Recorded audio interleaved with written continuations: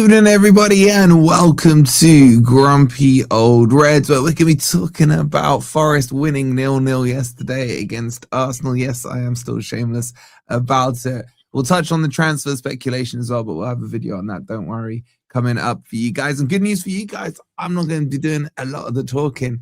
The bad news is these clowns will be. So make sure you've hit the like button. Make sure you subscribe. Make sure you check out OK Jerseys as well. We can now get not 8%, but 15% off using code FFTV15. What? Crazy. 15%, mate. Crazy. You'd be crazy not to go and get one. It'd be absolutely crazy. Yeah, or two or three. Yeah. I got three. Yeah, 2 or 3, indeed. And you can get like the names you want on the back. You can get numbers, Europa League badges, you know, all that stuff. So check them out. Links in the chat for you. Alrighty then. So who wants to thank me first out of you lot? Mate, I've given you your praise and hopefully the rest of the chat have. But yeah, your Premier League record, mate, not seeing us get a defeat, it's still going strong. So we've got to figure out who the jinx is, because it's not you, and I've barely been to a game this season, so it can't be me. So I'm looking first of all, I know where you're going with this. First of all, I'd like to thank Wolfie for attending the game and bringing us luck. I'd like to do that. So I assume that now you're going to be coming to every home game, yeah? Yeah, I'd love to, mate. And as for me, just don't let me go to an away game. My away record is not very good. Well, yeah. Well, it's similar here because I've been to, I think, 11 home games this season and we've lost 7 of them. So does that make me the jinx? I don't know. Or is it just I think your negative energy is what is the jinx, mate. That's what I think it is, man. Ben, how many defeats have you seen this season at home? We're doing the home stuff. Probably all of them. That's so good for you. Nah, it's not me. I'm telling you, it's Rob's hat. I was with Ant and Rob the day he bought that hat because we went to do the tour of the city ground. And Rob told everybody, kept telling everyone, we're winning. And then one day he stopped wearing the hat in question right there. He stopped wearing it, and every time he goes to a match, we lose. So it's definitely something to do with that hat. Wait, you bought that hat from the club shop? Yeah, we had like. Let me see it. I thought it was just like a Primark one. If you do the stadium tour, you get a nice big discount in the shop straight after. So I thought. Wait, hold the hat up. Let me see this hat properly. I thought it was a Primark one. No, I bought Nathan one for. Oh, there's a. Okay. So you paid like 100 quid just for the logo. I bought Nathan the same hat for Christmas. And it's not cheap, is it, Rob? It's not a cheap hat. And, it is after the stadium. First thing, he can't get on his big bald head. And when I force it on him, he starts moaning that it's too hot in it. It's a very hot hat. I actually wore that to Wembley on a hot day, and it was a mistake. Well, they didn't bring us luck. We can vouch for that, Rob. I'm a little worried that Laurie remembers you wore that to Wembley, but I saw it, yeah. Oh, okay, fair. All right, listen, let's get into the game. Obviously, you guys don't want to give me my credit, so should we give the players the credit? Ben, I'm gonna kick it off for you, bro. What are you saying, man? Like, did you predict us not to lose, if I remember right? I actually said it. I think it'll either be 1-0 or 0-0. And against Arsenal, who are currently the top team in the Premier League, I think it was brilliant. I think it was a brilliant performance. There was especially, I think it was the 15 minutes before half time, and maybe the 15 minutes after as well. We were fantastic. We looked like prime Barcelona. We went from something like 5% possession or 4% possession in the last 10 minutes to like 70% possession in the 15 minutes before half time. The thing that pleased me is that the players who we normally think are brilliant, like Sels and Murillo and all the special players, they really looked on top form yesterday, especially Sels. I mean, some of those, that save where Sels tipped it over the bar with his fingertips, I don't even think he could see the ball. He kind of just stretched out. That was amazing. But that's one of the best saves I've ever seen. Yeah, it's fantastic. Exactly my thoughts. That was fantastic. Murillo made a slight mistake, but he ran back and got the ball and made a tackle, which was brilliant, or got the deflection. Little bit concerned about us still not getting any shots on target. yes, it was against Arsenal, so I don't mind. Arsenal are a good team. You're not going to expect to go and score against them all the time, but I thought the general performance was fantastic. And yes, I know you guys are going to give credit to the players, but we should also give credit to Mr. Sean Dyche as well, because I think he set up the team well. Interestingly enough, I probably would have played Taiwo yesterday because Taiwo scored on 3 separate occasions against Arsenal. So it was written in the stars for Taiwo to score, but he came on with only a few minutes to go. But yeah, no, it's brilliant. We did what we had to do. We've pulled Taiwo didn't come on. from. Hey, Taiwo didn't come on. He did, didn't he? He didn't. Did he not? Oh, he must have been warming up then. Then they must have Your cancelled credibility gone, if you had any. And Doy came on. Oh yeah, and Doy came on. No, but Taiwo in the last 3 games against Arsenal scored a goal. Yeah, but he didn't come on. Oh, he's he can't sidestep this one. Anyway, I think he scored 3 times against them in total. Yeah, exactly. That's what I mean. So it was written in the stars for Taiwo to come on and score the winner. But nevertheless, I thought in general it was. I'm Andy. I'm on the Diet Coke, mate. Diet Coke. I thought it was brilliant. I thought we held the ball really well. They didn't look like they were going to score. Maybe once was it Martinelli? Should have. I mean, my dog could have scored that. But look, we did well. The only other thing I want to touch on briefly is the penalty. Aina had the footballing IQ to bounce it off his shoulder before he touched it with his arm. So I think in the rule book that means it's no longer a penalty. So yeah, I think well done to the players, well done to Sean Dyche, well done to Wolfie for getting us across the line and onwards and upwards, getting further away from West Ham, who Rob said would be on about 20 points by now. Okay. Can I jump in? No. Okay, so I was going to say, so looking at the overall pitch, if I were to come up with a lineup for yesterday, formation for yesterday, with available players and with experience in our squad, that is pretty much what I'd come up with yesterday. Now, I think there might be some grumblings over Morgan Gibbs-White's selection, but we can discuss that later on in the show and go into individuals. But that would be the way I would have set up yesterday. And I kind of think it's the question that Ant answered without answering it last time when we were asking what would be our middle 3. And that would be the middle 3 for against Arsenal, against teams like Man City, who try and play through you. So I thought the setup yesterday was bang on. And that's where I will give Sean Dyche credit yesterday. I'll also say Sean Dyche is definitely watching FFTV. So shout out to you, Sean, because he didn't touch his nose. He touched his nose once in his post-match interview. Did he? I didn't look at him once. I didn't want to risk it. He barely sniffed. And you're right. I watched his pre-match press conference and he did have his hands down and he was very much making sure he wasn't doing that. So shout out to you, Sean. If you ever want to come on, we will look after you. We'll make sure Ben and Anton on the show. We'll get you on. But Ben's a Dyche fan. I've got Ben is, but he's a no, he's a Dyche flip-flop. He's a Dyche flip-flop. I'm the only solid Dyche backer here. But yeah, go back to it. So we essentially Rob's a staunch Dyche fan. So we'll bring him not fan, backer. Yeah, okay, backer. You're dissectual, is what you're saying. Essentially, that sounds a bit dodgy. Essentially, looking at the formation, guys, let me finish. Looking at the formation yesterday, it was a Christmas tree formation, and that was the right formation yesterday, I think, in that sense. Obviously, there's disappointment that we didn't create chances, and you'll see the difference, and something that Rob's alluded to all season. The difference is we didn't have those key players where, I mean, Murillo made a couple of defense-splitting passes that were crying out for an Elanga to get on the end of and break that line, and we just haven't got that. That's what we're missing in our attack. But the way we set up yesterday, the way we defended was so reminiscent of last season. And to have that back 5 back together, to have Sangare and Anderson and Dominguez protecting them the way they did yesterday. I agree with you, Wolfie, in your play ratings that Sangare went a little bit unnoticed, but I thought his performance was essential yesterday. And he did some amazing things. Dominguez impresses me every time he's played like that.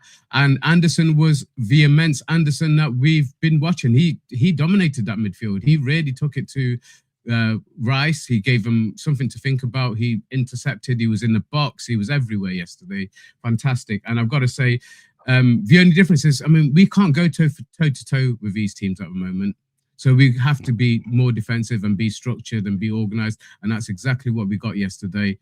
The difference last season was we had that ability to get them on the counter-attack with that pace. And we just didn't have that yesterday. But I really like, I will call out a couple of performances which I think stood out. I really like Callum Hudson-Odoi in that free role. I loved him being all over the place. And he is one of the few players, you give him a ball, he can shoot and make the goalkeeper make a save. He was a threat yesterday. He just hasn't got that pace. I think his position needs to be, he needs to understand his position better. And I think Dyche as well. He's not a winger. He's an inside forward or a 10 for me.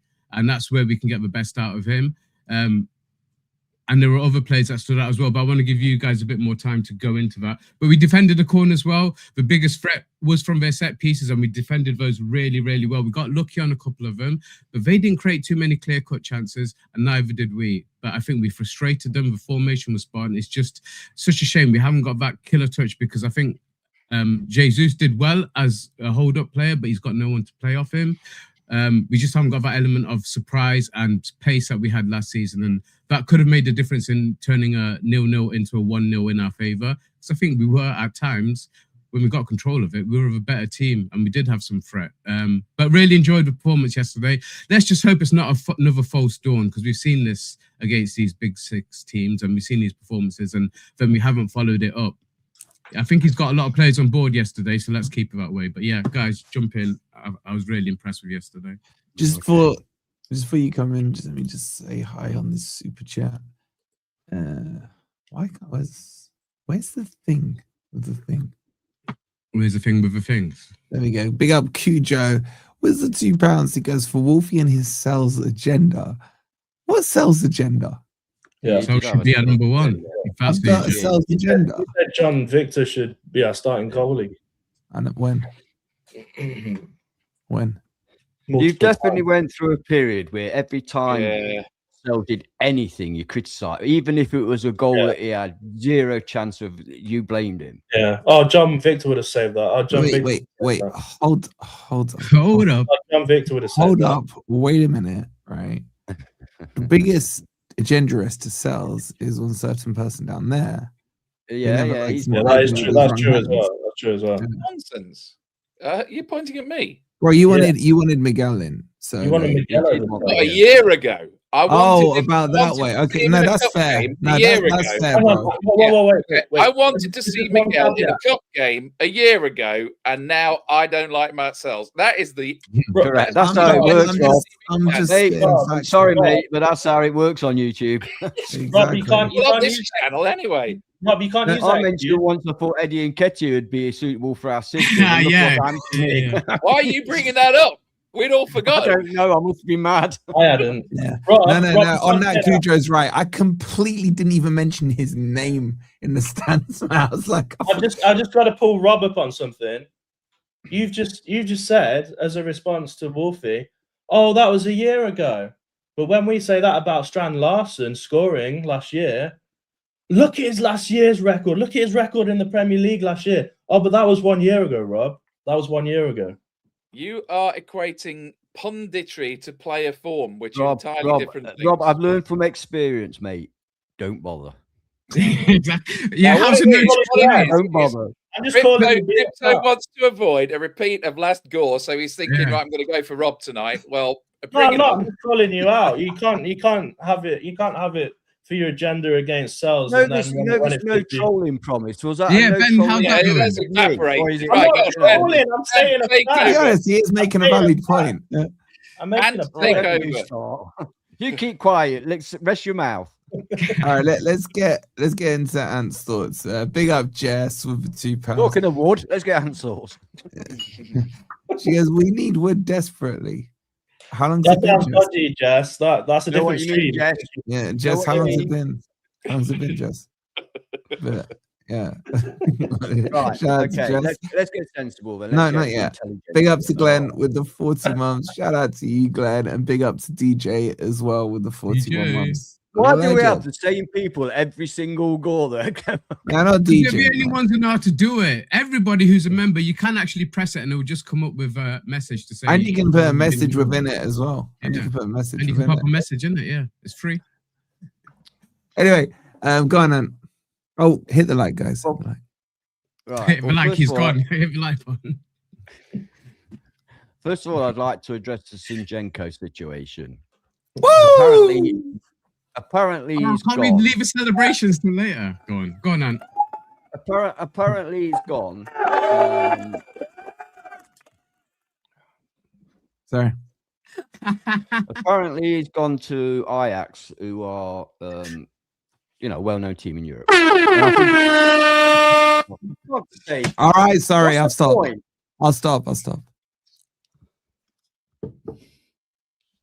Right, so apparently he's gone to Ajax, a quite well-known team in Europe. I think he'll do very well there because the Dutch division is probably about his level these days. I think it's best for everybody that he's gone. However, I think you're an absolute idiot celebrating, because when you're celebrating anybody leaving, it means he's been a failure, which he has been. And I don't want failures at my club. I want successes at my club. So I don't ever celebrate somebody leaving. I think, oh God, that was a waste of money and a waste of everybody's time, which unfortunately Zinchenko was. But that's the way it is. Celebrate Ange leaving. I celebrate people arriving, and they've not even proven anything. But there's hope there. Anyway, I just wanted to say. Did you celebrate Ange leaving, Ant? He's a manager, not a player. Sorry, I must make this distinction. To suit my narrative, I must make this distinction. In fact, I'll take everything back I've just said.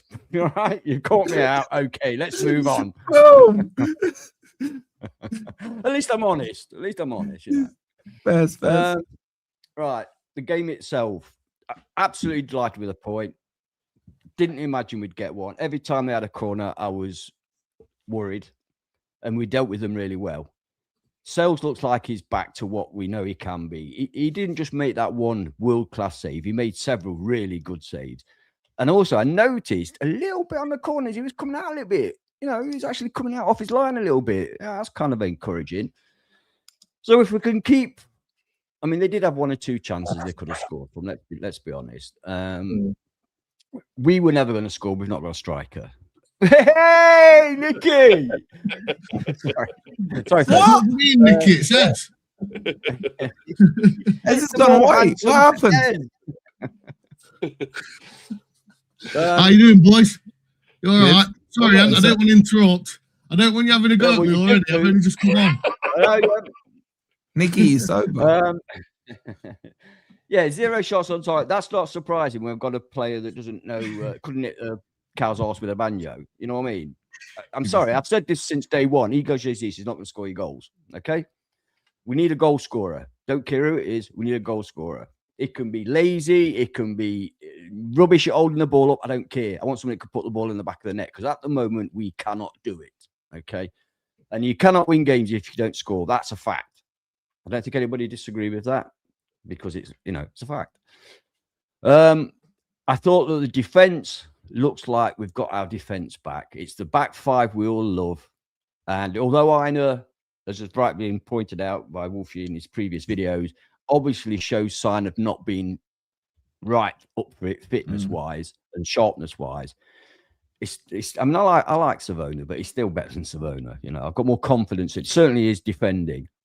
And his attacking moves will get better the more he gets his body in shape and his mind in shape, etc., etc. But that back five was lovely. Milenkovic, I'm glad to see he's back. You know what I mean? He's had a couple of not so good games by his standards, but now he seems to be back. And the biggest thing for me was Sangare for two reasons. A, he's a beautiful player. He's a good football player. But B, and perhaps more importantly, it gives Anderson that license. And you just see, we've all been criticising Anderson for the last 3 or 4 weeks. What's the common denominator? No Sangare. Sangare comes back, and all of a sudden, Anderson's world class again. It's great to see. It's very promising for the future. I won't be too long. I'll just say, Dominguez, I love the guy. He's proper. He's real. You know what I mean? And he was superb yesterday, I thought. like I say, Jesus. I like Jesus a lot, but not in that. Not as your number 9. Not as your number 9. I'm disappointed in that, Jess. I thought more of you than that. Remember, she once would. I would have. I thought Hudson-Odoi is getting better. I think he's getting back to some sort of form that we saw last season. Yeah, I know you didn't like him. I thought he was excellent yesterday. I really did, half, especially not the second half. The first. Yeah, but he's playing against Arsenal. You got to think about who you're playing against in the stage of the game. But anyway, I thought he was, and I thought against I mean, it's only Wrexham, but I thought he was excellent then. So he looks like he's getting a bit of that. I think he's happy that Aina's back. I think that, honestly, I think him and his mate, you know what I mean? But the striker is my issue. But other than that, all in all, absolutely delighted. The main thing is that, I didn't mention him. Yeah, I'm not. In fact, I'm not going to mention Morgan Gibbs-White. I'm not going to mention him because he had no effect on the game. So no, he didn't. He had a negative effect on the game. Yeah, I know. I'm trying to be nice, man. Come on, let's keep it up. Let's keep the energy up. Oh, he was rubbish. I'm sorry, he was rubbish yesterday. So my only concern is that Dyche is absolutely clueless. So consequently, when we go back to playing our week-to-week games and not the players are up for a big match game, I'm concerned that we'll go back to being utter rubbish. Because that's what we've been, rubbish. And everybody says Dyche gets up for the big games. I think the players get up for the big games. Correct. Yeah. But it's the manager's job to get the players up for the so-called smaller games. That's his big part of his job. Brian Clough never went on that football pitch to teach tactics. But what a manager he was. And you know why? Because he got those players playing. Over to you, Rob. You're very civil tonight. Not much. Yeah, well, I had a bit of a blowout last week, and I feel a little bit embarrassed about it, if I'm honest. So I'm going to. You're doing fine. You're doing fine. Not much to add, except to say I didn't get to the game yesterday, but it's important to remember. I mean, I went to that fixture a year ago where we were at the peak of our powers, and Arsenal were considerably less good than they are now. I mean, you know, if you look at Arsenal now versus Arsenal last year, they've added Eze and Gyökeres and various other people. So really, considering we're having a crap season and we've managed to eke another edgy 0-0 draw out of that, I think that's definitely the best result we could have hoped for. That's all that we managed to get last year when we had Wood and Elanga playing. So I think that is a massive result. All the more so because this could have been an absolute disaster of a weekend when you take into account the absolute shocking things that happened at Ellen Road and Tottenham Hotspur Stadium. Both rival teams getting last-minute winners. I was thinking this could be one of those absolutely awful weeks. And I don't know whether those results maybe gave the players a bit of a kick up the arse, but like we would have been in a desperate situation. I know it's only a point, but it's a point that we hadn't really banked on. So it's like a bonus point. And when you put that sort of back-to-back with the away win at West Ham, that actually ain't bad, getting 4 points from those two games. It's not bad. And, you know, where do we go from here? Well, it does seem like we've got the defence back. And I think all that they needed was each other, right? That's all they needed was each other. It's true, though. It's true. I mean, obviously, Aina's been missing, but, you know, what really impressed me is that Sels was not actually called upon until 2/3 of the way into the game. But when he was called upon, he produced world-class saves. And I think the point is that we were critical of Sels earlier on in the season, but I put that down to him having far too much to do. You know, if you give Sels the first one of those after 5 minutes and then give him 3 more in the first half, one of them's going to go in, yeah? So I think it's partly about reducing the amount of work that he has to do.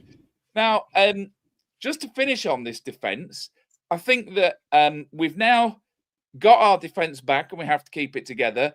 I think we can also draw a few conclusions from what we've seen in the first half of the season. For me, Morato John Victor, Zinchenko should not feature again. Jaya Cunha and Savona look good for the future. We now know what we need to know, and we should be trying to. I guess we've got Cubano coming in as well, so we've got a left back coming in. He might be down to Olympiacos. Well, I think he shouldn't. But apart from that, hopefully the defence can settle down. Also, I agree with what you're saying. I think the midfield was good. Now, I know that we are looking at signing various midfielders. We've been looking at Tavernier and the guy that we were going to do the swap deal on, Dan and Doyen. But I don't think we need a central midfielder when Douglas Luiz can't even get in the team. I don't think that's a key area for us because we've seen all we were missing was Sangare. So I think all of our effort should be going into a striker. Personally, I'm getting annoyed when I hear us linked with players that are not strikers.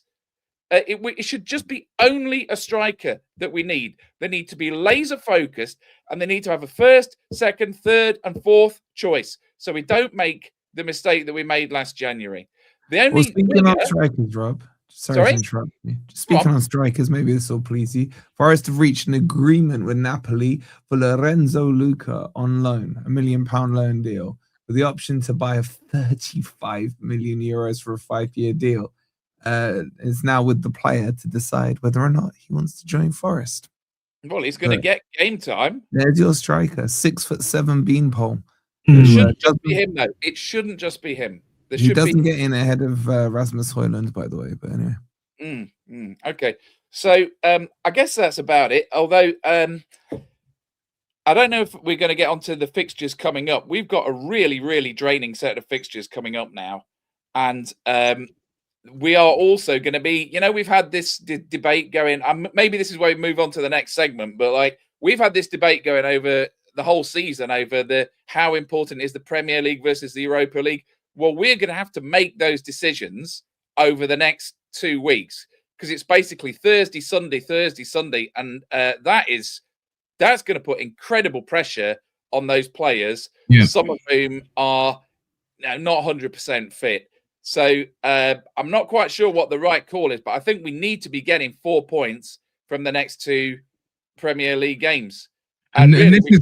And this is kind of my concern with what all the positives we've talked about so far with the back 5 and the 2 or 3 in front of them is they weren't tested from with midweek games last season, and when the fixtures did pile up a little bit, that's when we found ourselves wanting.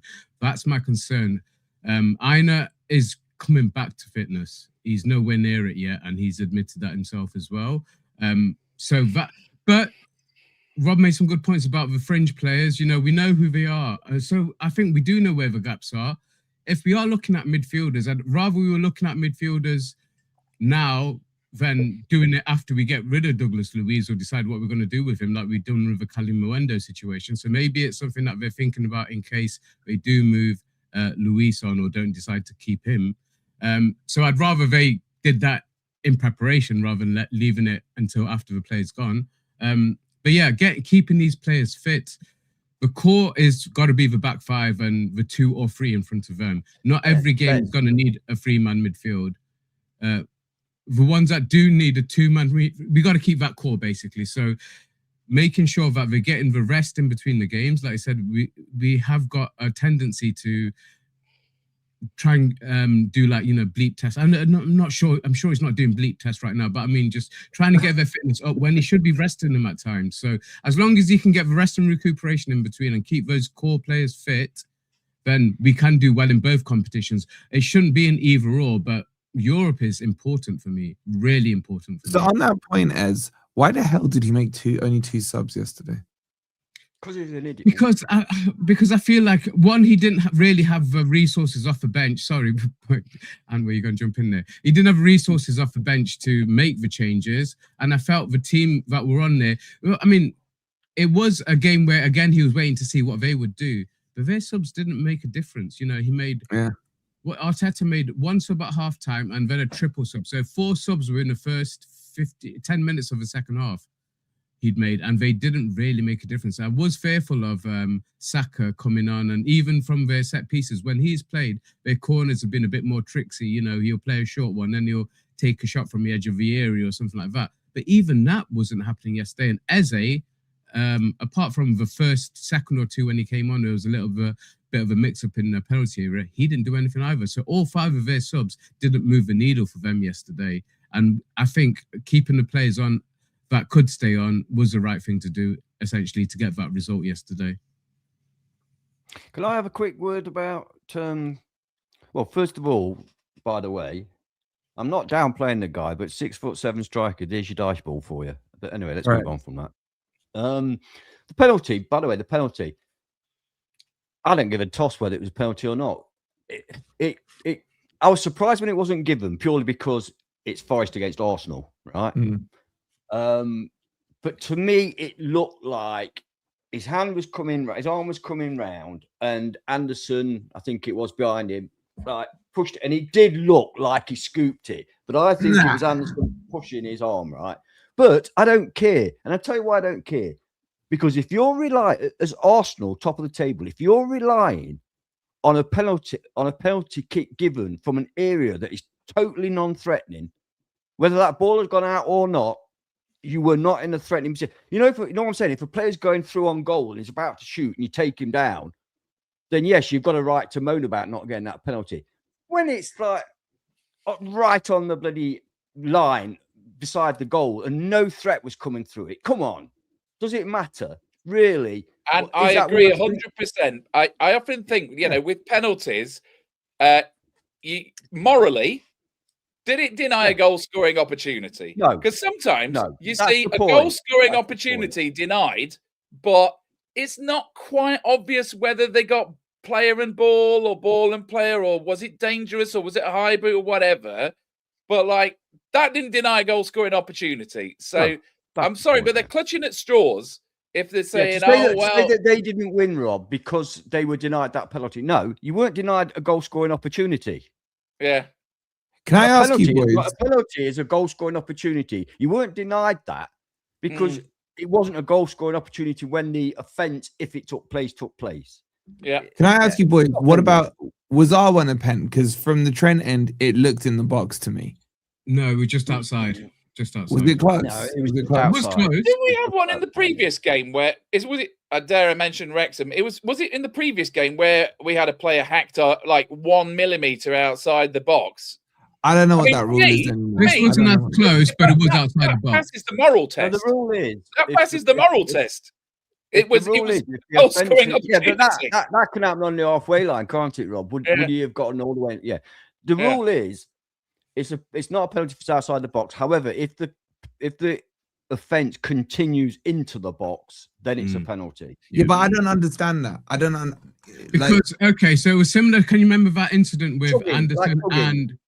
Yeah, so remember that incident with Anderson and Morgan Rogers? It was last season at the City Ground where he was dragging him all the way into the box. Yeah. So they were tugging each other, and the referee said, well, they were both at it, but it did carry on into the box. It started outside the box, but it did carry on into the box. Now, if Morgan Rogers hadn't been holding Anderson as well, that definitely would have been a penalty. But the reason it wasn't given was because they were both holding each other. But yeah, you can carry on into the box. That still doesn't make sense to me, because if that were to happen, say that tugging contest was happening on the halfway line, the ref would blow the whistle for the initial tug pause. Why? That's what they do, unless he goes into the box. Okay, so why is there a rule that because the penalty area is? Can we bring up the 1978 League Cup final now? Ant knows what I'm talking about. That we had a penalty where our player was hacked down by a Liverpool defender. Just John O'Hare, get his name right, John O'Hare. Yeah, it was morally a penalty. Yes. If VAR had existed then, it wouldn't have been given. But it was morally a penalty. Right. Everybody knows it was outside the box, but morally, because he was through and he acted. And when they said right just before he got to the box, and when they interviewed Peter Taylor afterwards, and they said, "Oh, Peter, do you think that wasn't a penalty? Clearly it was outside the box." And he said, "We've got the cup." But yeah, to answer your question, it was outside the box. It didn't carry on into the box. And the contact didn't carry on into the box either. This is what I'm trying to say. Like, keep saying what I'm trying to say correctly. Wait, bring that back. He goes, it's where the first foul occurs should be where the free kick's given. No, in a tugging example, right? If you've got hold of a player's shirt, if you got hold of a player's shirt, you could say that the referee was giving advantage because the player was still going into the box. Mm. It was only when he got into the box and then all of a sudden he fell over. Yeah. and the analogy with a foul on halfway line doesn't work because it's gone into the penalty area. That's why you can. Yeah, we have to accept, don't we? We have to accept that the rules in the penalty box are different. To outside the box, like second yellow. The rules definitely since 1978, that's for sure. Yeah, it shouldn't be, but it's an unwritten rule that they're different. I mean, the amount of tugging I'm going to that word again. I can't think of another word. The amount of grappling that you see in the penalty box would not be allowed elsewhere on the pitch without a foul being given. It's ridiculous. Mm. So back to their penalty, Ben. Like, this is my stance on it, right? You on the phone? Yeah, he is. Yeah, He's muted. Yeah, he hasn't even got the decency to put himself on, like, take his camera off. No, he's on mute. He doesn't even realize. No, I know. Now he's confused. Now he's gone. I knew that software. No, we can't hear you. You mouthed it a bit like Declan Rice. I accidentally muted my mic. I was trying to speak for 20 minutes. Unmuted me. I was trying to speak for ages.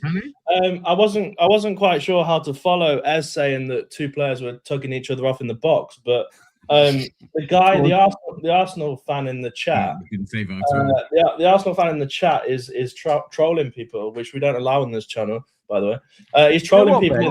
I was going to say to you, there's all these Forest fans in your chat. Can you stop putting that Arsenal arseholes trolling chats up on screen comments? Why are you bringing it up? You're the one bringing it up. I wanted to answer his question because he clearly thinks it wasn't a penalty. It hit his shoulder first. The rule is that if it hits your shoulder before your upper arm, it's classed as basically, you can't get it out of the way in time. So no matter what we think, whether we think it's a penalty or not, it's when he held onto it and ran along the pitch and slam dunked it. I think that's what it's on. Yeah, but in the rule book, it's not a penalty. So only if your arm is in a natural position, though. But it was deemed to be in a natural position. Yeah. Anyway, why are we taking so long discussing it? It's a non-event. Because it's nice. I'll tell you why, right? Because we're usually discussing it the other way around. As I said when I WhatsApped you afterwards, it's nice that the big team, at least there's proof that the big teams get the decisions. We're bigger, mate. We got 2 stars. They got 0. Well, there you go. Yeah. When we're the big team, you accept that, don't you? Yeah. On that point, I'm pleasantly surprised it wasn't given. And I was quite happy. I mean, I don't know what it was like for you in the stadium, but it was quite a quick decision. We didn't even realize there was a VAR check until it came up on the screen. Yeah, like, so it was innocuous, wasn't it? It was innocuous. It was like there wasn't even that much uproar from the players. Yeah, it wasn't dragged out. And when it gets dragged out, you kind of tend to think that it's going to go in the favour of they're going to ask the referee to review it on the pitch. So I thought that's what might happen. I'm very pleasantly surprised, but it just goes to show they haven't really got that sway over us. But in other games, we definitely would have been given that against us, and we would be cursing our luck, So it was nice. If that was Man City, it would have been a penalty. It wouldn't have been right for a game to be decided on a decision like that. That's for sure. That's right. That's right. It was a 0-0 game. That's what it was. Yeah. Do you not think though that Martinelli should have scored? Yes. No. It was gaping. It was gaping. I wanted to come back to you on that. If you look at where Martinelli put the ball, obviously he missed. It literally scraped the end of Sels' boot. So if he'd have put it where you think he should have put it, Sels would have saved it. I'll tell you what as well. I think it was off balance. It was with his right foot. He tried to get it across, and like I say, Sels was right there. It skimmed the edge of his boot. So if it had been maybe Nico would have got to it. Nico pulled his leg out of the way quite athletically, actually, to be honest. But I feel if it was quite on target, it would either hit the post and bounce back, or like you said, Ant, Sels would have covered it. I'm confident he would have on the form he was yesterday, or Nico Williams would have covered it. So it was a miss. It was a great opportunity for them, but you know, I also think the camera angle, boys, makes it look easier than it was because we were pretty much above it. He was tighter to the byline than it looks. He was going away, wasn't it? He was going away. From no, but the angle was more narrow as well from where he actually was. And it did skid through to him off a couple of deflections. Yeah, what I will say is Aina was asleep for it. Because Aina did. All the Arsenal fans want Martinelli selling now. Get rid of him. He's rubbish. We'll take him. I'll take him. I'll swap him for Endor. I'll take him. Yeah. Oh, I think I might do as well. Actually, exactly. 9 stump buster with the 499. Says hello from Memphis, Tennessee. Yes, I personally think we need John Sargent. Is that anything to do with the old Tennessee USA connection, bro? Do you like the fact that he's down tools though? Because I don't like that. No. Yeah, he's gone on strike. But he wants a bigger club in it. Thank you so much for the 499. Lee, the bold guy, says with the £5, am I late on the chat? Dyche-ball, like that. We have been Dyche-ball this season. Our players play well in big games to put themselves into the transfer window. You know what? It was my theory from a few games ago, and did it surprise me we drew? Not really, because the players were definitely up for the game. So I think let's see what happens at Brentford. You know what crazy things occurred with me? I used to be really worried. Not worried we're going to lose Murillo. I kind of accepted it like I did when Stan was in his last season. And then Anderson comes on. What about? But you know what? The player that I really, really don't want to lose is Nico Williams. Okay, so don't. Luckily, nobody knows about him. Atalanta wanted him in the summer. What? Yeah. Actually, that brings me to. I was going to make talk about, is he? You know, when these so-called Sky 6 clubs that are looking for a left back or whatever, he's never mentioned. I mean, I'm glad. Good. So, glad. Can I make 2 quick points? He's so versatile as well. Yeah, he's a fantastic player. He was the furthest forward for much of the game. 2 quick points, one of which is connected to what we're discussing. Wait, just before you do, I got one super chat to do. Thank you, Lee, for that. Big up Alex for the 20 months. And big up to Owen as well with the €5. He goes, Ando was back to his best. Big game for him against Arsenal midfield, and he was superb in the middle. Enjoy him while he's hard to replace. Bro, he absolutely slapped Odegaard around yesterday. It's so funny. Big up to you. I could see that, you know, the amount of money he's worth. It'd been, I was watching it kind of drop late. And yesterday, as the game went on, I could see it going back up again. It's like a stock market. Go on, Rob, make your 2 points as the chat is hitting that One of them is completely silly, but I've got it written down. I have to say it anyway. Just want to note that for 20 minutes, both teams had Jesus playing up front. Anyway, I've said that now. I had it written down. I wanted to point that out. Secondly, I think we've just hit the nail on the head, which is one of the main objectives for this transfer window that we haven't talked about is no key departures. And I don't want to reopen old wounds here, but you know, if to get Strand Larsen we have to sell Anderson or whatever, then you know that. Well, I just wanted to bring things. I wanted to mention what's happened at Crystal Palace because, firstly, I think we should have a good laugh about it. But secondly, yeah, all right. I know what I'm saying is that if we have to spend 40 million and it means we have to sell a big asset, that needs to be taken into account. So you know, if it means that we're getting people like Luca or loan on an option to buy and we can stay in PSR and we don't have any major departures. We need to look at what's happened to Crystal Palace, by the way, who personally, I think it's hilarious. I think Glasner's got to be sacked within the next few days, and I can see us finishing above them. Any comments? They're in trouble, Rob. They're in big trouble. I didn't hear what you were saying after the word Strand Larsen. I zoned out. No, to be fair, Crypto, he's made a an excellent point that Palace, they've been struggling anyway. And now with what's going on, with Gay leaving and the mess of the management, yeah, they're going to. I read that I think it's Man City. I know they've got Gay. It may not have been Man City. One of those kind of clubs are also interested in Lacroix as well. Lacroix is not going to say, no, I don't want to go to you, Liverpool, because I want to stay at Palace, who we don't even know if we can have a manager in a fortnight, is it? I'd take Lacroix. Can we all just agree on something? By the way, Wolfie pointed Lacroix out when he was still abroad. So he's good. Yeah, but he called him Lacroix.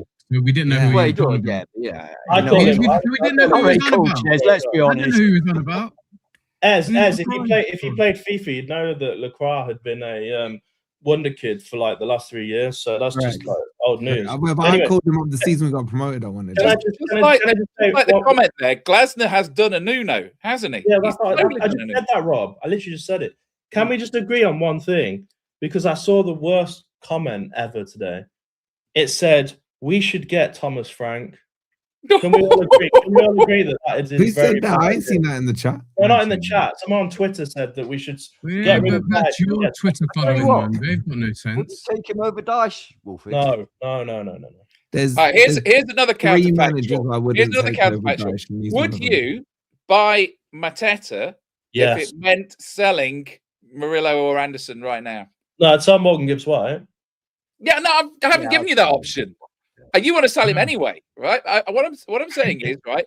I think what we're seeing now is that there is some strikers that, in order to buy them, we'd have to cash in on an asset. No, I wouldn't sell a big asset at all for anybody. No.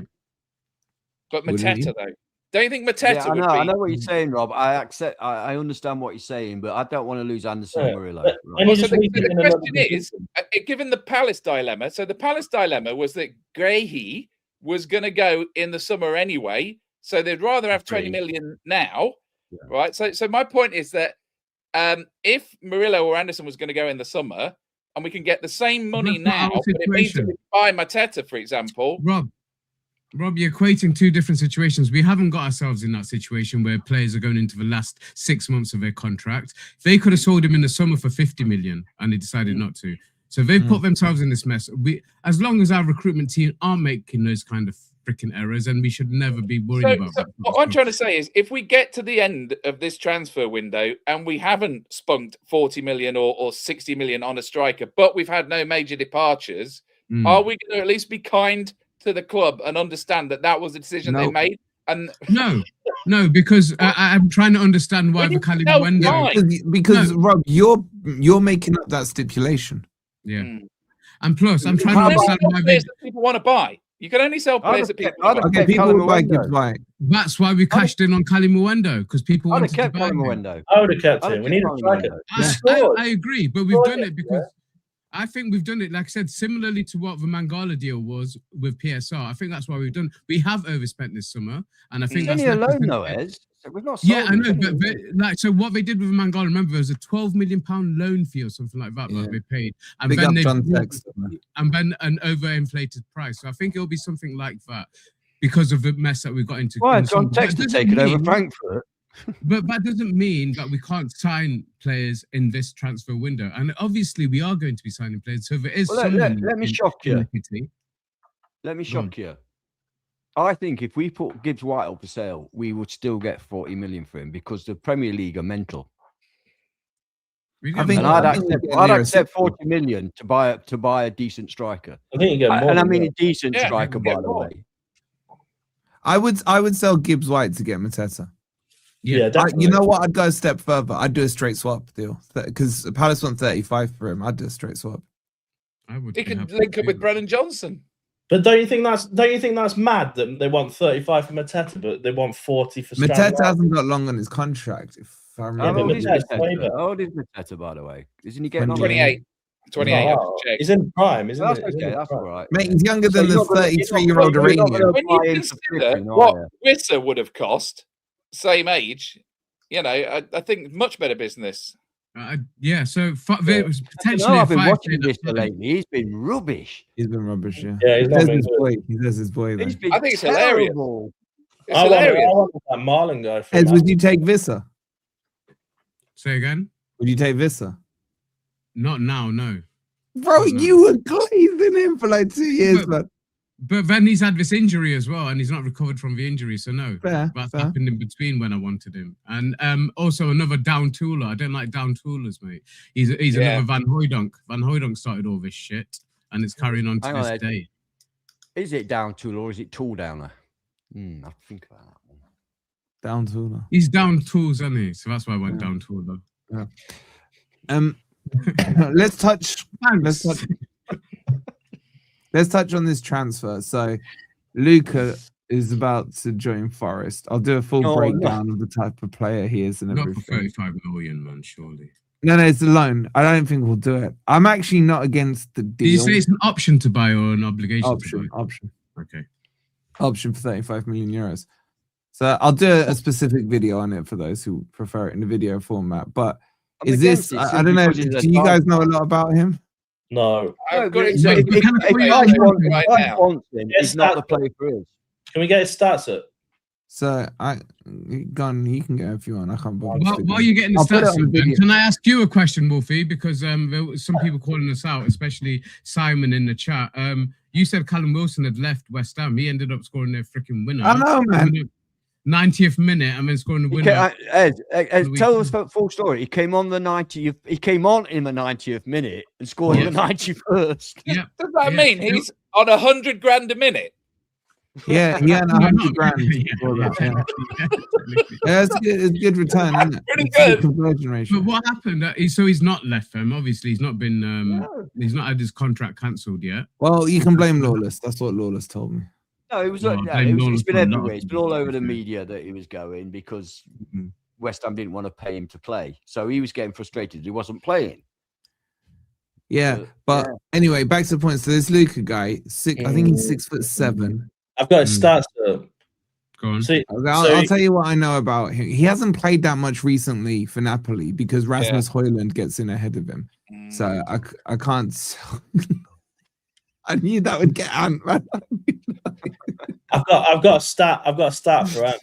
I think he scored 1 goal. I think Matt was saying to me he scored 1 goal in the last 15 games. But he had a decent scoring record. Have you got share your screen then? Yeah. 1 second. But anyway, he's a Dyche profile striker. Yeah. Like he likes decent in the Can I not just share a tab? Because I've got like 1 billion streams over. Share your tab then, man. I don't know how you do it. It says share screen. I can't share my whole screen. It's better bloody interesting. Okay, just read it out then.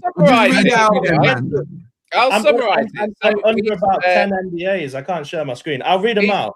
He's 25 years old. He's a Udinese player. Last year, he scored 12 goals in 33 games for Udinese. He's on loan to Napoli, but he's been in and out of the team because he's mainly made sub-appearances. He scored. I think they have an obligation, Rob. I think they have an obligation. He scored 1 goal as a striker in 420 minutes of playtime. No, but he was scoring before an that. Italian Jürgen Strand Larsen. No, he scored a goal. He's on loan, so I'm happy with that. Yeah, but Rob, I understand what you're saying by that, and I concur with it to an extent. But you must realise he would be taking up a space in the squad, and we're already full. So somebody's got to go. Right? Okay, so you could say he's replaced Zinchenko. You could say he's replaced Zinchenko. That's fine, but it means we can't get another defender in if we need one. No, he takes up one of a loan.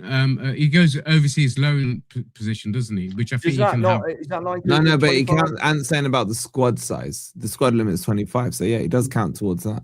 Yeah. So if you bring him in, it means you can't bring another striker in. And what I think they'll do, I think they'll ditch Taiwan. If we're talking about the Europa League squad, I'll point out that Willy Bolly is in that squad. Yeah, he'll probably get sold. But it doesn't matter. Taiwo's the one who's gonna get. Well, Taiwo gets sold as well. This is not a great stat. Per game, he averages total shots, not shots on target. Total shots per game, 0.9, less than one shot How per are Napoli game. doing in the table though? Yeah, they're up towards the top. The other thing about him, he's quite arrogant. He thinks he's really good. Like, oh great. But Do you mind that in the striker? I'm pretty sure he nicked a penalty. Not if they are really good, I don't.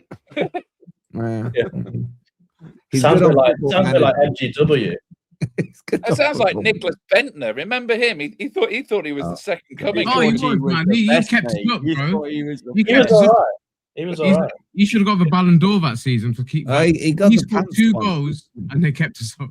Can I just say one thing on Morgan Gibbs-White yesterday?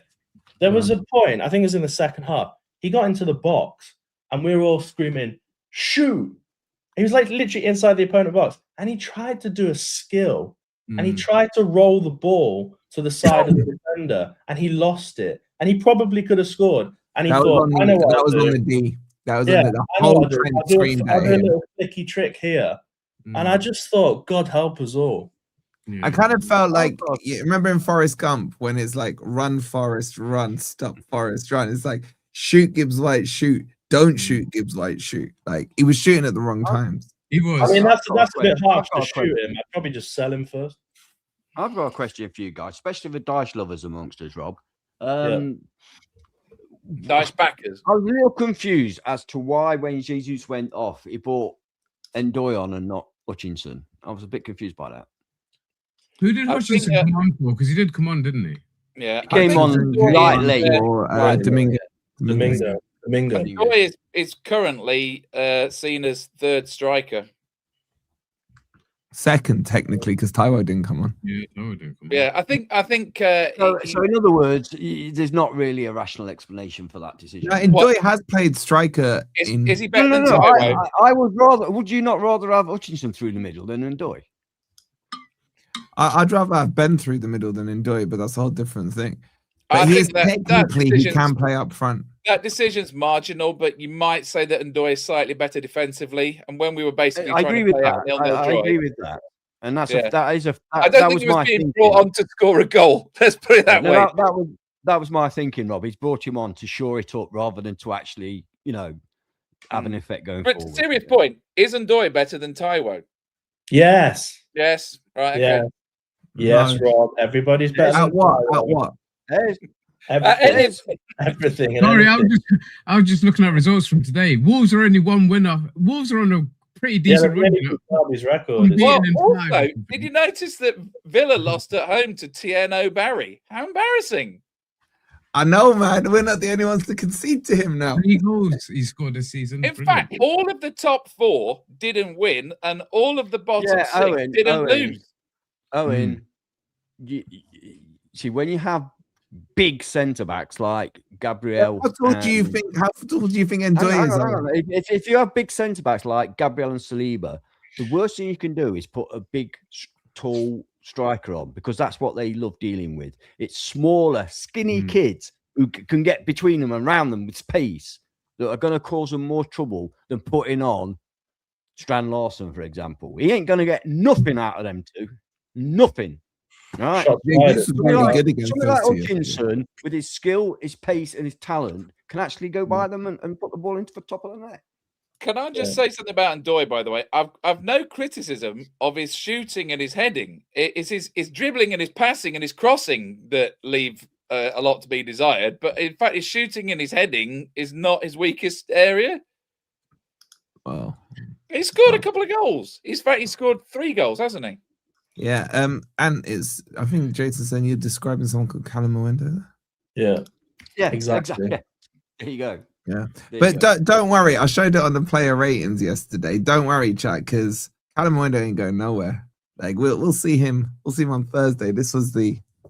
Oh God. This is in the on the thing there. Callum Mwenda. False advertising. Yeah, he'll be playing. What a bunch of plonkers we've got at that club. Has he gone to FC Braga now? Maybe he's gone to FC Braga.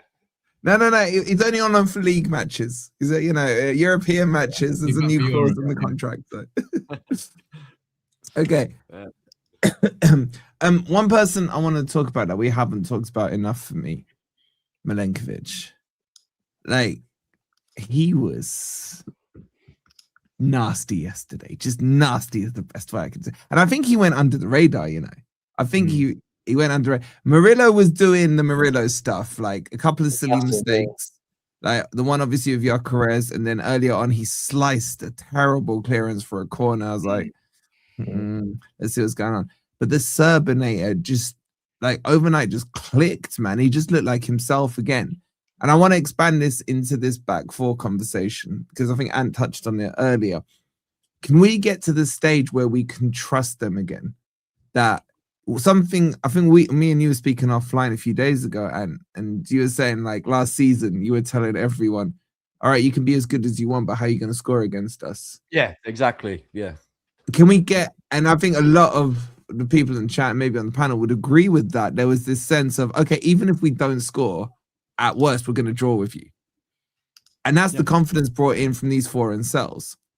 How many games do we need to see before you guys start to feel fully confident that we're back defensively? I'm feeling fully confident now.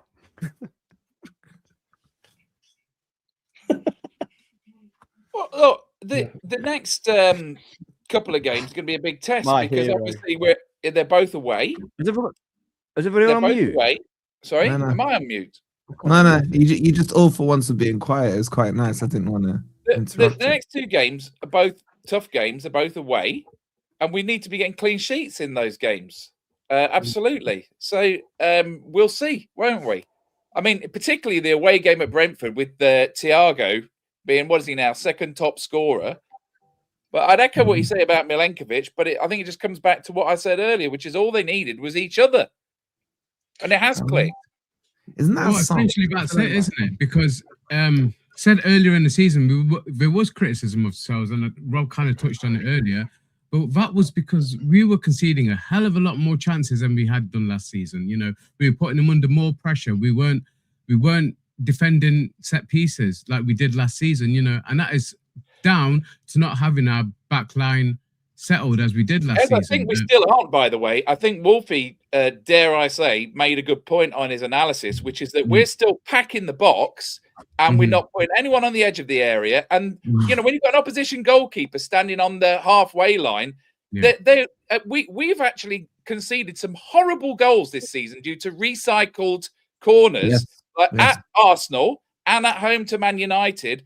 And we've packed the box so full. I think we didn't like what happened away at Bournemouth, where Sels got shoved into the goal. And by the way, that shouldn't have been a goal. But we've packed the box so heavily, those players are just getting in each other's way. Yeah, and 100%. You know, if you need to be pushing 2 or 3 out, and I would like to see that improve because I still think we're vulnerable from set pieces. I 100% agree. I don't know why teams don't do it. I'd put at least one person up because they've got to bring 2 defenders back. But if you put all your players in the box, you're just asking for them to win that first ball. If you don't win the first ball, we're definitely going to win that second ball because you're not going to be able to get it away. So I hate the setup, and that's a Dyche setup. I've got to say that because we didn't defend our set pieces that way under Nuno last season. But the players coming back is essential, and Sels hasn't had that all season. He hasn't had a settled backline in front of him. Milenkovic, like you said, Wolfie, there, his best performance is when you don't notice him, when he goes under the radar. But he was immense again yesterday, and it allows Murillo to do what he does because Murillo's did that last season as well. He's made mistakes, but he made up for them, you know, and he got away with a couple yesterday. But when he can do things like the through balls that he put through yesterday, his confidence grows when he knows he's got Milenkovic on fire. And the rest of them, it does. It's right. What Rob said is right. You know, they missed each other, and now they're back together. No. Now they're back together. We need that settled backline. We also need Aina to get a bit more match sharpness, but at least there's 1 or 2 players, if we need to, that can come in. And thank God Zinchenko isn't amongst them. That's all I can say. So I'm happy that the setup is back as it is. The players didn't protect Sels the way he was protected last season. And there is still problems with how we set up for set pieces. But yeah, play one player at least keep one player forward. Usually you're fastest. So if you've got Hutchinson on the pitch, he's going to be your furthest forward. Yeah, I mean, he's the sort of player that if you've got the ball on the break and it just luckily falls to his feet. I mean, at the minute, we're getting 0% of headed clearances because we've got nobody outside of the 6-yard box. So even if he's just picking up 1 in 5, he's who you would want to be running away with it, because he's the sort of player that could actually take on a defender. And, I mean, remember that solo goal that Elanga scored last year against Man United? Was that from a corner? Was that from their corner? Their corner, yeah. No, I mean, I'm not saying that Hutchinson could do that, but he's the closest thing we've got to do to a player that could do that. It doesn't always have to be like that, Rob. If you've got somebody that can hold the ball until the rest of the team can run out and catch up. Even Hudson-Odoi. So put Hudson-Odoi and Hutchinson outside or edge of the box, because they're all use in terms of heading the ball away. And those are the players that you would want the ball to fall to. Yeah. I don't know if you've got a comment about Jesus, though, because Jesus is the best leap. He's best timer of a leap for the ball that we've got in the team. He's getting above 6'5" defenders at the moment with his leap. So Chris Wood's our best defender from corners, I would say. Jesus is effective in our. He's got no pace, so he can do that. But you want him to head the ball out to somebody that's got pace. It's so frustrating when you sit there. It's really clear when you're sitting in the Trent end, because you're looking right down the pitch and you can see there's nobody. There's acres and acres, and you're thinking, why have we not got some players up there to take their players away? Yeah, no, it's exactly that. Especially when they were shooting first half Trent end, because you almost got a bird's eye view of it. You know what the setup looks like? It looks like the setup you would get for a back pass to a goalkeeper where all the players are on the line. Because I was looking at it, and it is by design. Every single player was behind the penalty spot. You then had Arsenal had 2 on each end of the D, and then 1 near the penalty spot. Then they have their behind the post where they come across and do their run late on. Then you had Raya on the halfway line. And every single second contact is always go to them. The other thing I'd add as well is we don't protect Sels, literally don't protect Sels on the corners. Every other team puts a player between the player that's blocking the keeper and Sels. Hence why Sels never comes off his line. He doesn't come off his line anyway, but that player has it so easy to block the blocker. Exactly. The block of the blocker, which every team does apart from us. The other thing was Chelsea the other week put 3 up. They were like, all right, Arsenal, you're so good at corners. We're going to leave 3 up. You better score from this one. Automatically, Arsenal dropped 3 players back with them. You can't. It's suicide. It's suicide. Because if the keeper comes out and grabs it and launches it, you got 3 on none. In that situation, it's not a complex tactic, is it? Every Forest fan that sits in that Trent end, hang on, Rob. Every Forest fan that sits in that Trent end says the same thing every week. Why have we got nobody on the halfway line? Well, not only I noticed today. I don't know if anybody watched the Newcastle Wolves game, but Newcastle absolutely 100%. And I'm not surprised. I am surprised more clubs haven't done it. More teams haven't done it. Copying Arsenal now. Everybody on the back. Absolute carbon copy. And I thought to myself, why has nobody else? I've been saying for a while. Why don't Forest do that? Bro, it works. I do it my under 15s. That makes sense because for all of those players, the ball's in front of them. Exactly. So they're not backing off. Now the defenders don't know whether to look at where the ball's coming from or whether to look at where the defender, where the attack. My other problem is, and this has been a Forest problem going back 2 or 3 seasons, including under Nuno and under Cooper. You watch, there's the opposition when they're taking a corner always has somebody on the corner of the 18-yard box with nobody near them, nobody near them at all, and they can hit that to that player. Then that player can play a 1-2, and then the original crosser can cross it in, or they can just turn and have a shot. Yeah, but never mark that player. Rob, the problem with that is we've tried that a few times, but the player's been Morgan Gibbs-White, and he just skies it over the bar because he can't. I'm not saying that we should do that. I'm saying we should put somebody on that guy. Yes, agreed. You watch. I think we should do it. I think we should see what works and copy it. Do what Arsenal do. This is what annoys me though, because we know that it's not just. So when it was Postecoglou, right? He was just the only manager, and he didn't seem to have a team. It was just him. And when someone said, "Oh, what are you doing about set pieces?" I haven't got time for that. But we've got this triumvirate of Stone and Wone as well. Why are those two not looking at? Do you know what I'm saying? It's not like they've not got the bandwidth. Somebody should be really focusing on this. I mean, you look at how Arsenal were celebrating their corners. You pointed that out, didn't you? Bro, it was cringy, man. It was. You know the noise you get when they score a goal. I don't blame them. We used to be like that when Pierre Van Hooijdonk used to get a free kick 30 yards out. But that goes in every time. That goes in every time, right? There was a difference. That's true. But they was full on goal celebrating every single corner. The only thing I'd say negative about yesterday, our corners and set pieces were woeful. The few we had, the corners were so bad. I don't want Anderson taking more because it just doesn't beat the first man. I'm sorry to say, but his corners do not beat the first man. Why is that? A player of the quality of Elliot Anderson, who's got all day, every day to practice if he wants to, can't beat the first man. I don't get it. It was the same. You know who else used to do it?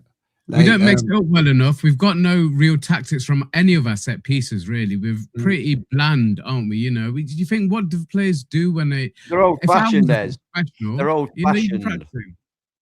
They're all our free kick routines as if we had one, i.e., boot it into the box and hope somebody can head it in. Yeah.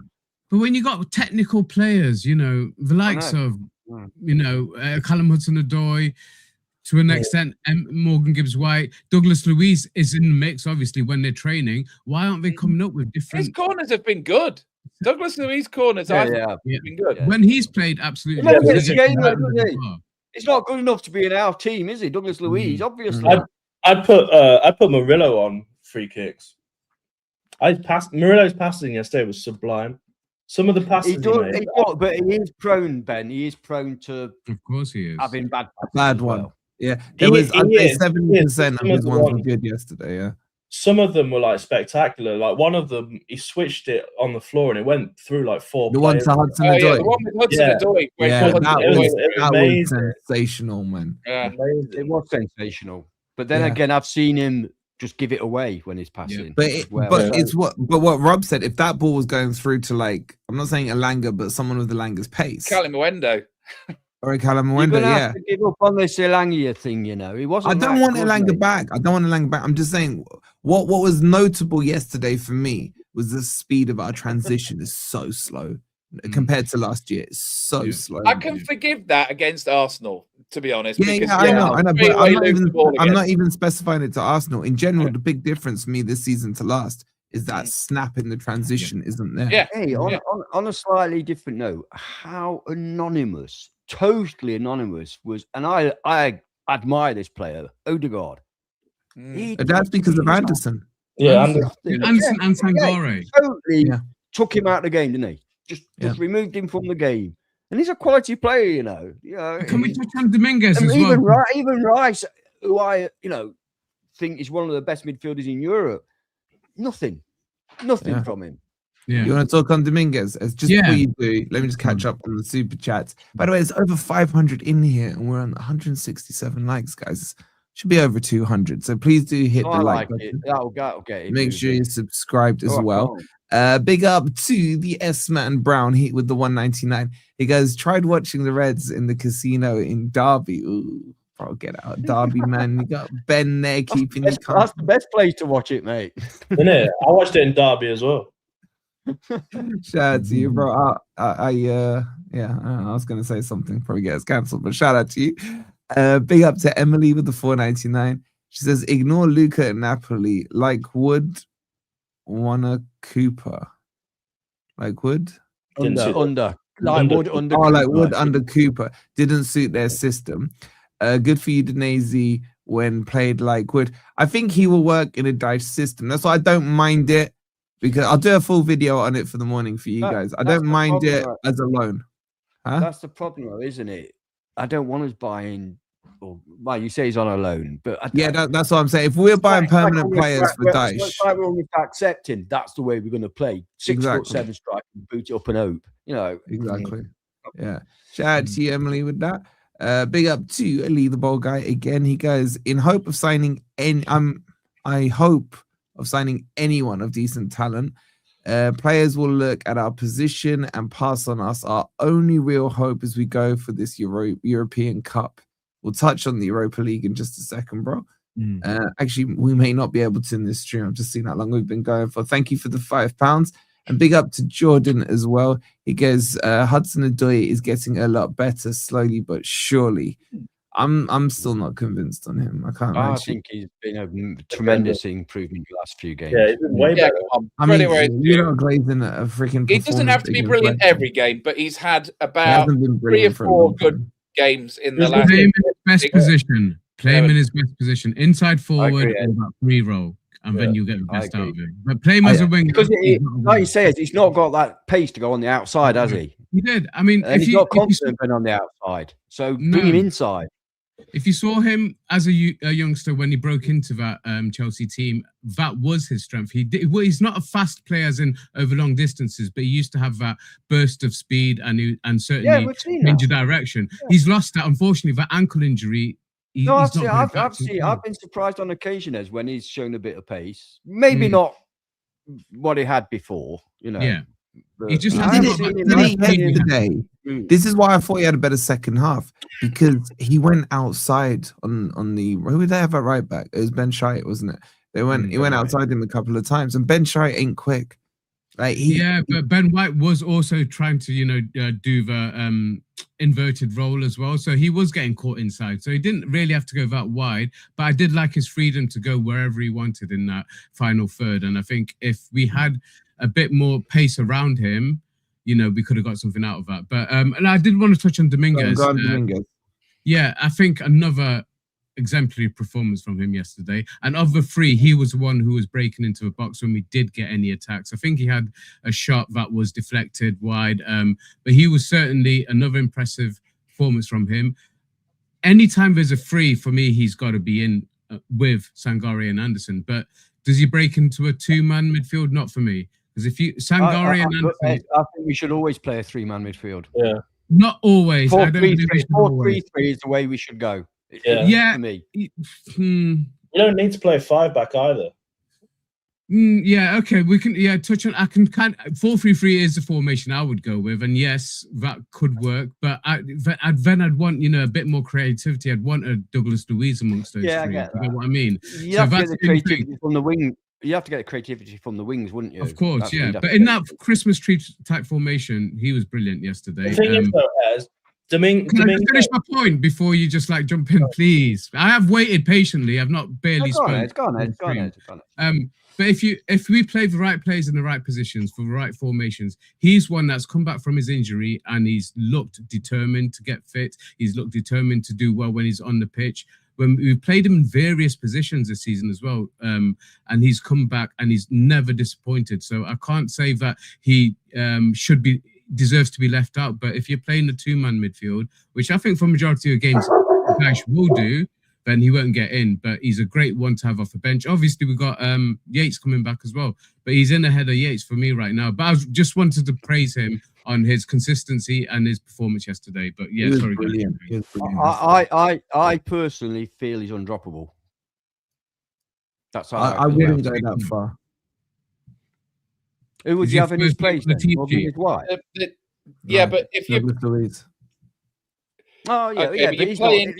playing with one winger. Forget about you're playing with one winger. I'm not sure about that. So if you've got Burnley at home, Wolves at home, you're going to play Dominguez on the wing. Exactly. Yeah, that's overkill. No, I'm not talking about on the wing. I'm talking about in a three. Doesn't have to be on the wing. You have three up front who's got you got wingers. No, look, we've got to remember yesterday's game, the team talk went something like this. It's okay, lads. You don't have to score. It's okay, lads. It's okay, lads. You don't have to score. Just keep a clean sheet. Right? Now, that's great. But that can't be the team talk for some of the games we've got coming up. Palace at home. That's his team talk for everybody, mate. I know, but I'm sorry to say. So I think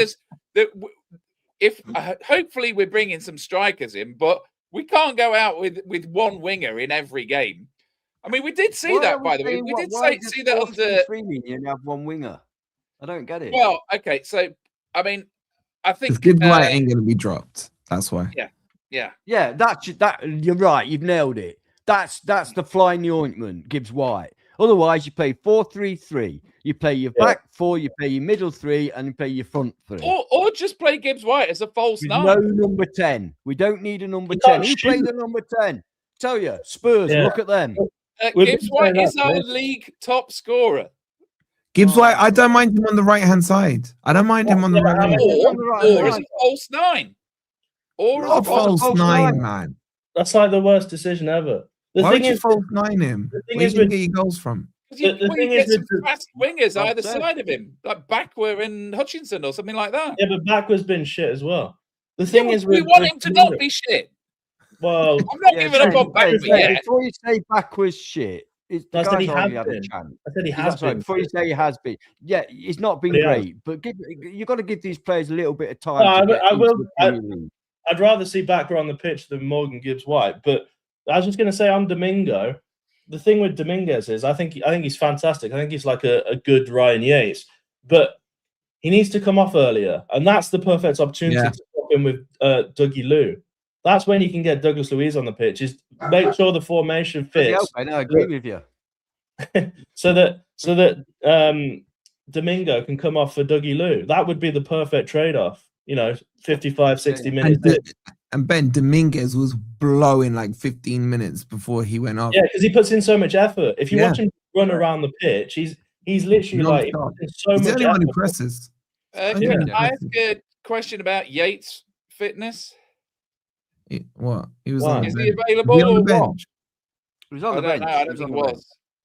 No, he was warming up. I assumed he was on the bench. Right. Is our next match Brentford away? Brentford away. Well, Braga first. You're forgetting the Europa League. Yeah. No one cares about that. On Brentford away, ridiculous. This is the whole problem. I don't know if the stat's still correct, but Brentford haven't lost at home.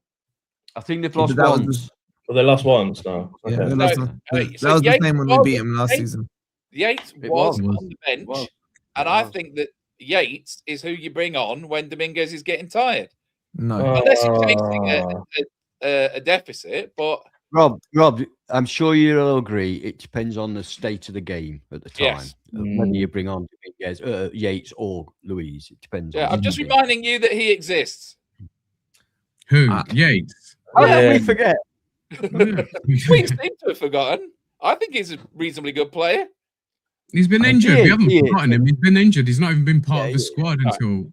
But this is what I'm saying. I don't think we need to sign midfielders. We should be focusing entirely on strikers. And Luca is fine, but we need another one as well. Not disagreeing, Rob. The only reason I said the only stipulation is if they're not agreeing to, or they're not looking to keep hold of Luis, then they should be looking at midfielders and not waiting until he's gone before they bring somebody in. That's the only thing I'll say in that defense. But if the status quo is the players we've got, we keep, and they stay fit, then I'm happy with the midfield we've got. I think we can get a lot more out of them if we play them right, in the right position. I'll be honest with you, boys. All right, let me ask it this way. If Forest signed Haaland tomorrow, do you think we get loads of goals? Yeah. We get more than we get at the moment. No. We get one or two more than we get at the moment. He outperforms XG. I get your point. He outperforms. Haaland doesn't make his own goals. He only needs one chance. He's like the man with the golden gun. He only needs one bullet. Yeah. We need a striker like Ollie Watkins. I think he'd be perfect for us. Not that we're going to get him, but no, actually, in the way we play, that's not a bad shout. I don't rate him, but he would work. Yeah, I think in the way we play, we need to play actually a target man, a front man. Sorry, like Haaland, who can beat that last defender, who's got that pace, who's got that strength. So just to be clear, we want Marmoush and Haaland now. Yeah, let's have give us the whole Man City team, man. Fully enough, I was watching Man City yesterday. Or the day before, whenever it was. And they were rubbish, by the way. They were terrible. Right. But, a normal Man City, I sat there and I thought, McAtee used to play really well in this side. And I'm really concerned that at Forest, he's just there's nothing there. Now, granted, let's be honest, he's not getting much of a look in, is he? And that's his own fault, because when he has, he's not performed to the best of his ability. But I kind of think, I hope we don't just give him away for nothing. You know what I mean? I think he is going away. I don't know what I'd do about it, because we can't put him in the first team at the moment because he's not showing anything, and yet he needs to be playing football. If we can get our money back on McAtee, he should be sold. And I'll tell you why. It's because I absolutely hate the buyback clause that Man City have there. Because if McAtee turned out to be an absolute world beater, they'd just have him back. But if he's crap, he's our problem. I think they should have a buyback if he's crap as well. They should be forced to buy him back. What I don't like about that whole deal is stacked against us, isn't it? Imagine ringing Pep up. We think he's crap. They're right. We want our money back. Buy him back. Buy him back. But I can kind of see why they did that deal, but I think it stinks. And I really so if someone would take him off our hands for what we paid, and they can deal with the buyback. The thing is, though, Rob, that's how we should be doing business, though, when we let our superstar youngsters go. I don't want anyone else with the buyback. We can buy anyone else with the buyback clause. I think it's crap because it's ensuring ourselves against them being successful. But then if they're crap, they're our problem. Crap back clause. It's got an E from Kiefer. Well, nice one, Kifo. All right, listen, we've spoken about a lot, and I just wanted to point this one out. Danny Welbeck for me, surely. I would love Danny Welbeck. I know you. Well, I just want to like him. I just want to shout out the young man I met yesterday. The young man I met yesterday. Big up to Coops.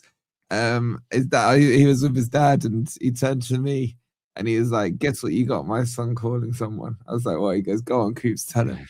He goes, "Danny, well, crap." Big up to the young Coops, man. Shout out to them. Shout out to everyone I met yesterday. It's so much fun. But he's the kind of loan I would like because the guy's got quality. Oh, he's crap, man. Don't give me this. Oh, it's not crap. They're actually saying he's got every chance of being in the England World Cup squad. I was just about to say that. Very good point. Cool. Richarlison leads the line for Brazil. Richarlison must be good as well, yeah. Now, you know what? I heard you earlier on talking about that and disparaging Richarlison. I hate the guy, by the way, but I'd take Richarlison. It's Vinicius Junior. The guy scores goals. He scores goals. Yeah, and he's a nasty piece of work, and I like that. I mean, my favourite saying is what Rob says. He's better than Taiwo. I'd take him. Yeah, he's better than Taiwo. Also, I saw a video recently where there was a group of Spurs fans who'd waited out all night in the rain for the players to arrive. Not a single one of their players stopped for the fans except Richarlison. So I like that side of him as well. He is a bit of a. Yeah. He's one of those players. When he's against you, you hate him, but I'd like him in my team. I would like him. I think he's probably one of those guys that's sort of right git on the field, but a lovely guy off it. Like Ryan Yates.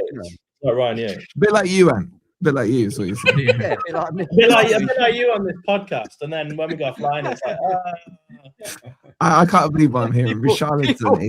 I'm horrible, you know. All right, listen, we're gonna wrap it up there. There will be a transfer video out for you guys in the morning talking about Luca and 35 going. Can't wait. Who should we send you to? I'm gonna send you over to Danny Boy, our mate Dan United, who is an absolutely lovely bloke despite the sin. He is. I know, it's depressing. The team he supports. So go in there and just type in the word Danny Welbeck. Danny Welbeck. No. What's that game called where you? It's not Minecraft. Cards. Cluedo. Monopoly. Oh, paddle. I forgot what. Just go and say. Really daft word. Say hello. Really just say hello. We're from FFTV, right? Yeah, and hit the like as well. Can we just be nice to people for now? No, I don't. No, it's not boring being nice to people, man. No, listen to old Gabo in the corner there. Honestly. Anyway, I will see you guys on the transfer video up in the morning. There is some more thoughts if you're still looking for more content from my video this morning. Make sure you've liked, make sure you subscribe. Check out OK Jerseys, and for a limited time, 15% off. Code FFTV15. We'll see you tomorrow. I played naked twister with Ez and I ended up with 2 dangling things in my face. You don't want it, mate. Come on, you Reds. Hit the like.